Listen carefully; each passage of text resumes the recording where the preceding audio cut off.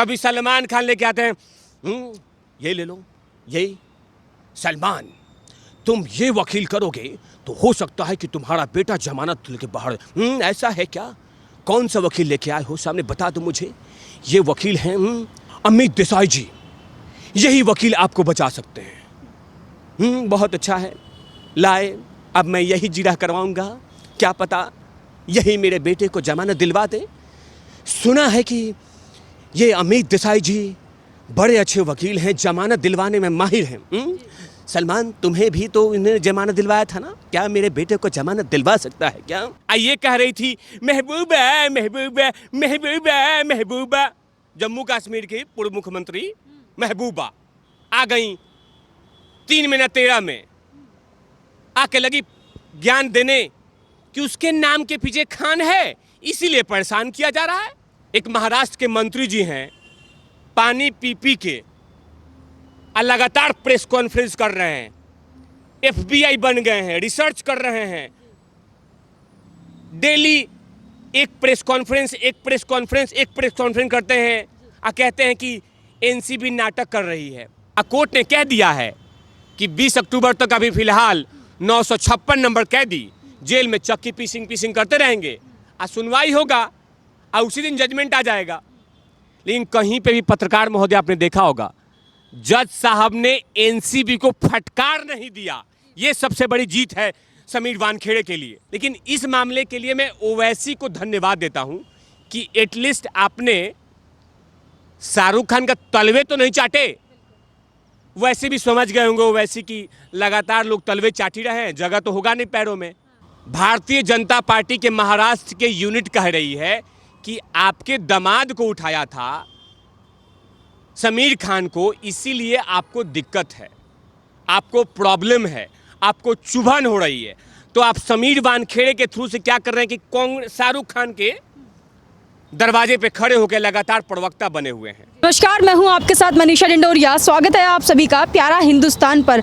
Aryan case में जब से ये ड्रग्स मामले में पकड़े गए हैं आर्यन खान, तभी से ये जो राजनीतिक दल है, चाहे शरद पवार हो, उद्धव ठाकरे हो, एक एक करके सामने आ रहे हैं, समर्थन करते नजर आ रहे हैं। वेद तिवारी जी इस वक्त मेरे साथ है।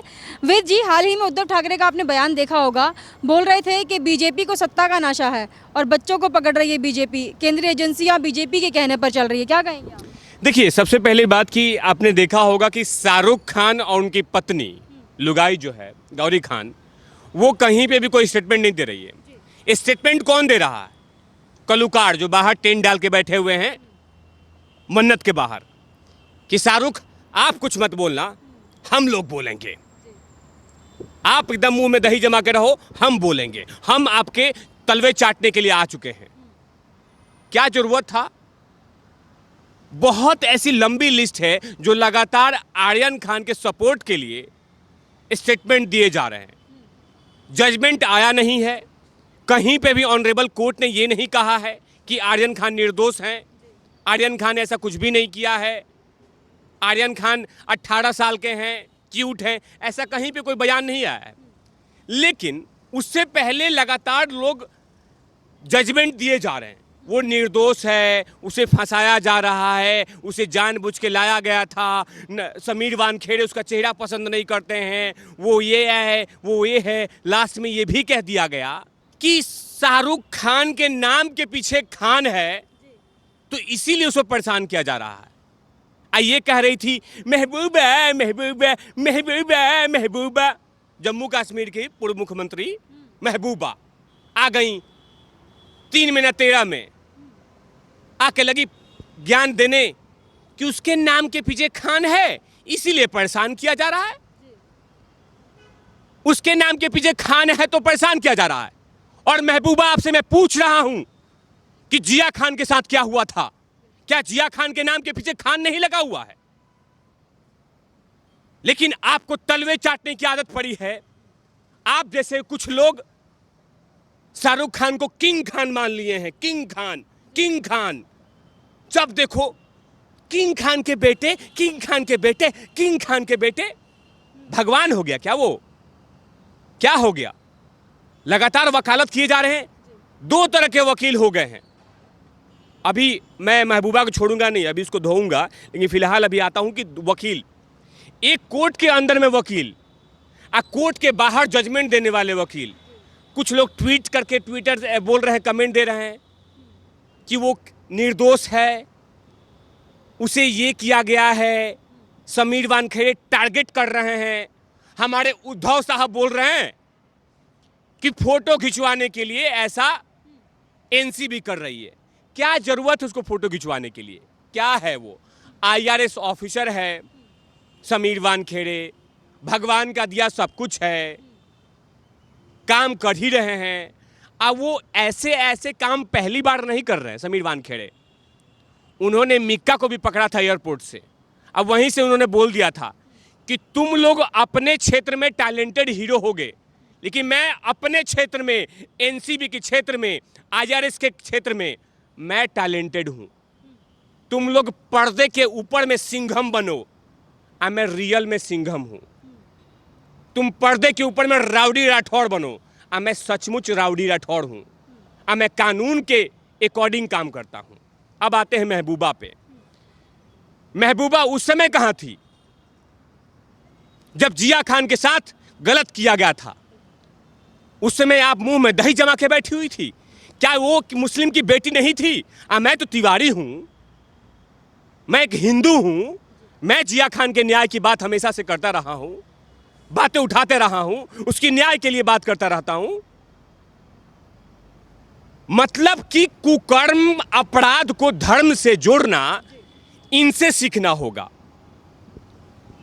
कि कैसे कुकर्म को, अपराध को धर्म से जोड़ दो। और उसमें ये लोग पीएचडी होल्डर हैं। ऐसे नेता भारत में बहुत पाए जा रहे हैं, अब मिल रहे हैं, धीरे धीरे आ रहे हैं।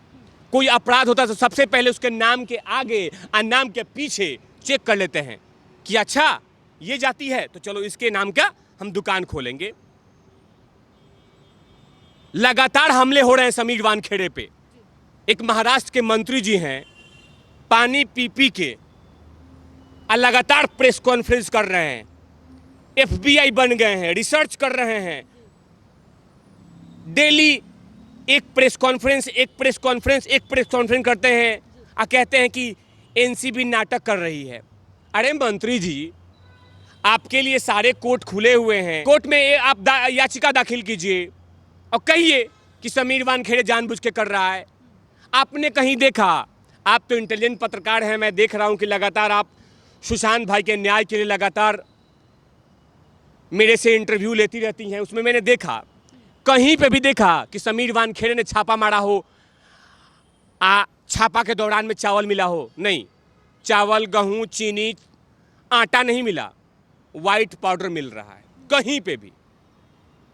कभी अर्जुन रामपाल को पकड़ा तो लगे वो बहाना बनाने कि मेरा कुत्ते का दवाई है, मेरा नौकरानी का दवाई है, मेरा उसका दवाई है, मेरा उसका दवाई है। मिस रिया चक्रवर्ती के घर पे सुबह सुबह छापा मारा था, व्हाइट पाउडर मिला था। तो कहां पे गेहूं चावल मिल रहा है? इतने बड़ी बड़ी लिस्ट है पत्रकार महोदया, लेकिन किसी को दर्द नहीं छलक रहा है। लेकिन मंत्री जी को पूरा ठान चुके हैं कि मुझे समीर वानखेड़े पसंद नहीं है। अरे आपको इसलिए पसंद नहीं है, ये मैं नहीं कह रहा हूं, भारतीय जनता पार्टी के महाराष्ट्र के यूनिट कह रही है कि आपके दामाद को उठाया था समीर खान को, इसीलिए आपको दिक्कत है, आपको प्रॉब्लम है, आपको चुभन हो रही है। तो आप समीर वानखेड़े के थ्रू से क्या कर रहे हैं कि शाहरुख खान के दरवाजे पे खड़े होकर लगातार प्रवक्ता बने हुए हैं। कानून अपना काम कर रही है। आपने देखा ना, गूगल से सर्च करके महंगे महंगे वकील ढूंढने जा रहे हैं। कभी सलमान खान लेके आते हैं, ये ले लो, ये सलमान, तुम ये वकील करोगे तो हो सकता है कि तुम्हारा बेटा जमानत लेके बाहर। ऐसा है क्या? कौन सा वकील लेके आए हो? सामने बता दो मुझे। ये वकील हैं अमित देसाई जी, यही वकील आपको बचा सकते हैं। बहुत अच्छा है, लाए, अब मैं यही जिरह करवाऊंगा, क्या पता यही मेरे बेटे को जमानत दिलवा दे। सुना है कि ये अमित देसाई जी बड़े अच्छे वकील हैं, जमानत दिलवाने में माहिर हैं। सलमान, तुम्हें भी तो इन्हें जमानत दिलवाया था ना, क्या मेरे बेटे को जमानत दिलवा सकता है क्या? बताओ ना, बताओ सलमान, सलमान बताओ ना।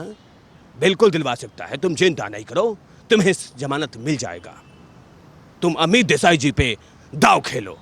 क्या हुआ? अमित देसाई जी टैलेंटेड वकील हैं, नो डाउट। सतीश मानी शिंदे अच्छे वकील हैं, no doubt, no question mark.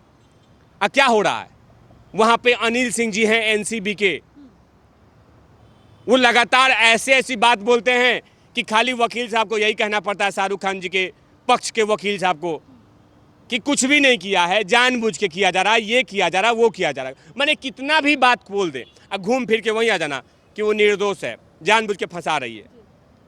Anil Singh ji क्या कहते हैं कि हमारे पास डिजिटल एविडेंस है, हमारे पास ऐसे बहुत सारे सबूत हैं जो वहां तक तार जोड़ता है कि उस क्रूज पे इनको ऊपर से फेंका नहीं गया था, ये खुद गए थे चल के। लेकिन वकालत हो रहा है, दो तरह के वकील मिल चुके हैं शाहरुख खान को, एक कोर्ट के अंदर, एक कोर्ट के बाहर, जो मन्नत के बाहर खड़े हैं। कोई दिल्ली, कोई पंजाब, कोई हरियाणा बैठ के ट्वीट करता रहता है और जस्टिफाई करता रहता है, आर्यन खान निर्दोष हैं, आर्यन खान निर्दोष हैं। वो तो धन्य हो ये लोग सड़क पे ना आ जाए कि आर्यन को बचाना है। आप ये प्रूफ कीजिए। और बहुत सारे इस देश में न्यायालय हैं, उन न्यायालयों में जाइए और कहिए कि जानबूझ के वो समीर वानखेड़े टारगेट कर रहा है बॉलीवुड को।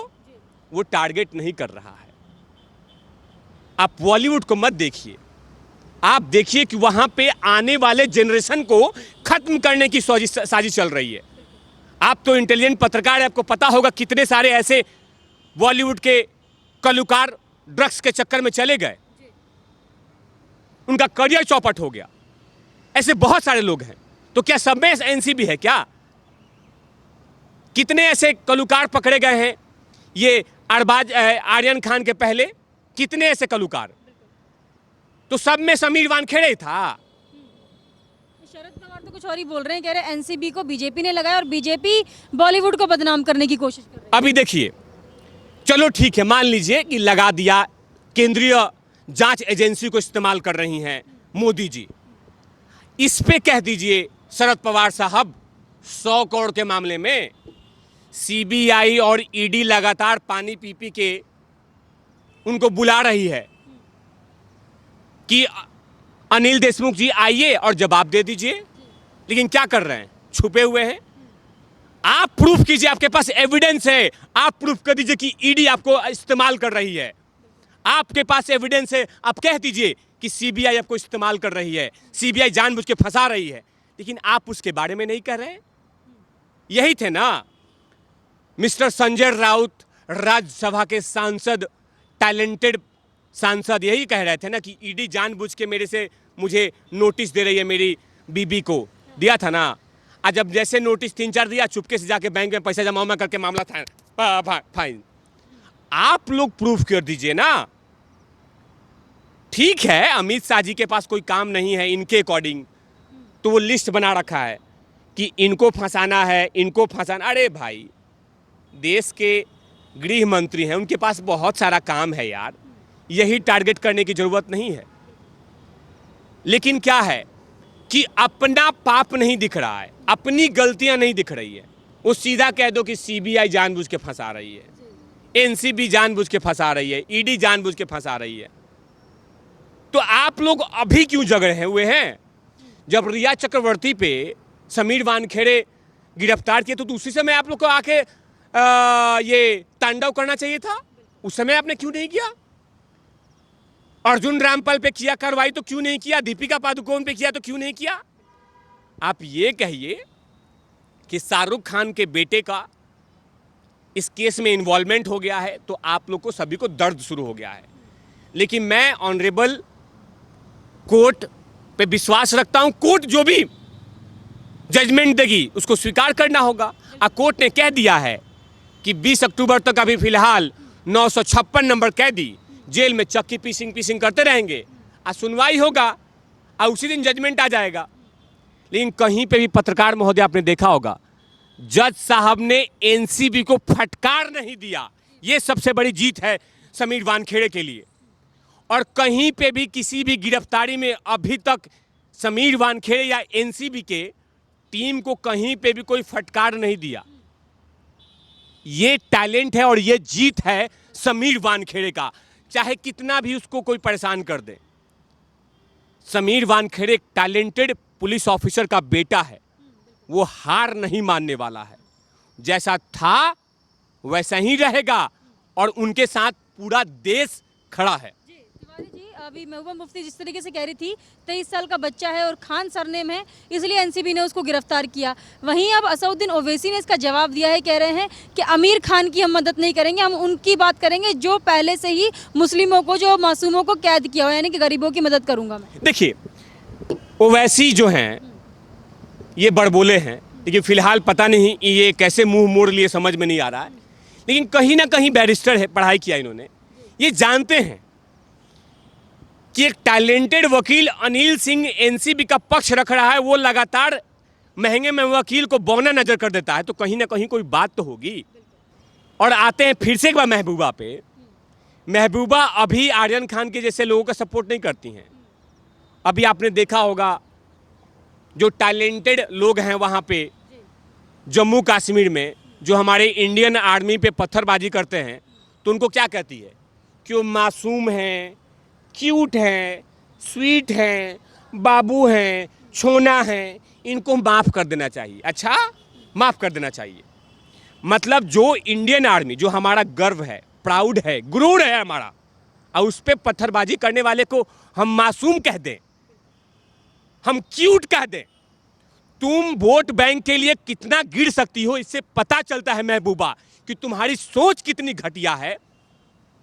और तुम अपराध नहीं देख के जात देख के बोल रही हो। इस मामले को लेकर सुनना चाहिए, ओवैसी से आपको सीखना चाहिए महबूबा, कि महबूबा क्या कहा है ओवैसी ने, कि मैं आमिर खान को नहीं, अमीरजादे को नहीं, मैं उन लोगों को हेल्प करूंगा जिनको जरूरत है। वो जानते हैं ओवैसी कि वहां पे इस तरह के काम चलते रहते हैं। व्हाइट पाउडर का धड़ल्ले से धंधा चल रहा है, लोग फूंके जा रहे हैं। तो ये कुछ भी कर ले, अब बचने वाले नहीं है। लेकिन इस मामले के लिए मैं ओवैसी को धन्यवाद देता हूं कि एटलीस्ट आपने शाहरुख खान का तलवे तो नहीं चाटे। वैसे भी समझ गए होंगे ओवैसी की लगातार लोग तलवे चाटी रहे हैं, जगह तो होगा नहीं पैरों में, कि मैं इसको हेल्प नहीं करूंगा, इसमें कोई समर्थन नहीं दूंगा। ये है बड़ी बात। बहुत बहुत धन्यवाद आपका सर। ये थे हमारे साथ वेद तिवारी जी। इन्होंने जिस तरीके से बताया कि असदुद्दीन ओवैसी ने चाहे कैसे भी कहो लेकिन अमीरजादे का समर्थन करने से मना कर दिया, और महबूबा मुफ्ती जैसे लोगों पर करारा तमाचा है, जो कि यहाँ पर समर्थन कर रही है उस लड़के का जो ड्रग्स मामले में पकड़ा गया है। आपका इस पर क्या कहना है, हमें कमेंट करके जरूर बताइएगा। हमारे साथ ऐसे ही बने रहिए। धन्यवाद।